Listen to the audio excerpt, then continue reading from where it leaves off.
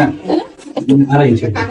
তারপর চুলা উপরে থাকলে জানলা বড় করে হবে যে নিয়ে শেষ এখানে তুমি জানলা বরাবর দিলে তাহলে চুলা উপরে চলে যেত। হ্যাঁ তাহলে কষ্ট হয়ে যেত। এবার ঠিক আছে কাঁঠাল পাকছে কই ওই ওখানে রেখে দাও। চলো এখন খাবো ভালো আর খাও। নতুন খেয়ে নাও এই লাভ আমরা কত পেঁচাইতেছি, এত তো খালি খুলে নিয়ে লাভ হয়, একবার স্টার হয়, একবার ত্রিভুজ হয়, কি করে এলে এত কেটে পেঁচাইতেছি আমি।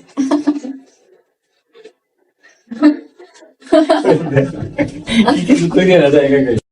এই ছোট ছোট রড গুলো বাঁধা যে কতটা প্যারা আছে নিজের চোখে দেখলাম যে অনেকক্ষণ নিয়ে বাঁধলো।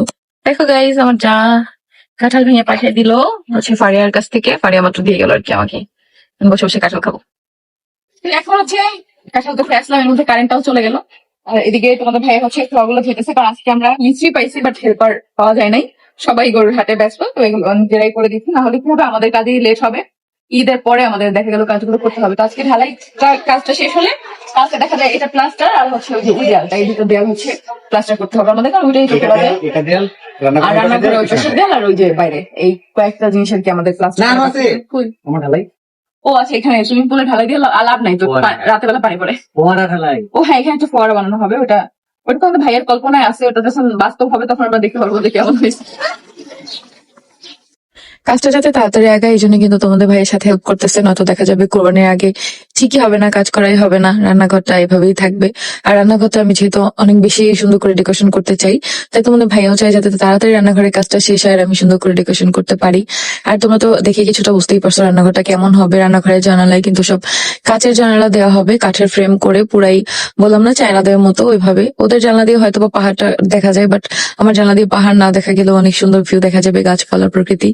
ইনশাআল্লাহ অনেক সুন্দর হবে। ইচ্ছা আছে অনেক সুন্দর করে ছোট করে অ্যাস্থেটিক করে করার।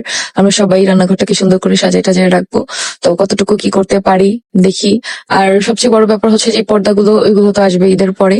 ঈদের আগে আসলে পর্দাগুলো দিয়ে আমি সাজাতে পারবো না, তারপরে আস্তে আস্তে আসলেও আসুক, একটা একটা করে সাজাই অল্প অল্প করে। এর মধ্যে তো আগামীকালকে আবার হচ্ছে দেয়াল প্লাস্টার করা হবে। তো দেয়াল প্লাস্টার করা হলেই আমাদের মোটামুটি কাজ শেষ। আসলে কি বলবো, আসার পর থেকেই শুধু কাজ কাজ কাজ। সিমেন্ট বালু আর খোয়া গোলানো হচ্ছে, এখন প্লাস্টারটা দেওয়া হবে আলহামদুলিল্লাহ। মানে প্লাস্টার না, সরি ঢালাই। প্লাস্টার করতে সেই করে এখন মুখে প্লাস্টার করে দিতেছে। আর এদিকে উপর থেকে বৃষ্টি হইতেছে, নিচে আমরা কাজ করতেছি। এই হচ্ছে আমাদের অবস্থা। দিবে বিসমিল্লাহ। এখানে আম্মাও ছিল গাইস, বাট আলিশা ঘুম থেকে উঠে গেছে, আম্মা দৌড় দিছে আলিশার কাছে।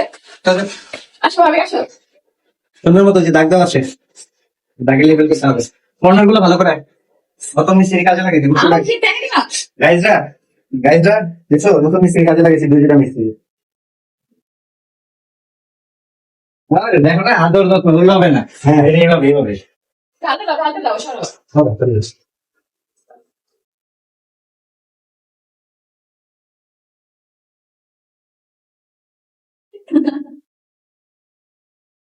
ওনাকে নিজে ফলো করে দিতে হবে। তুমি কেন দিবে না এই যে কিন্তু নাটু গেছিল ভালো পারছো তো। অভিজ্ঞতা লাগে।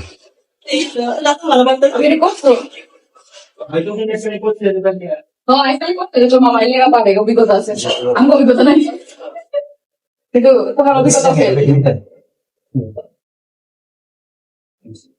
অনেক মজবুত হবে খোয়াটা, অনেক দেখি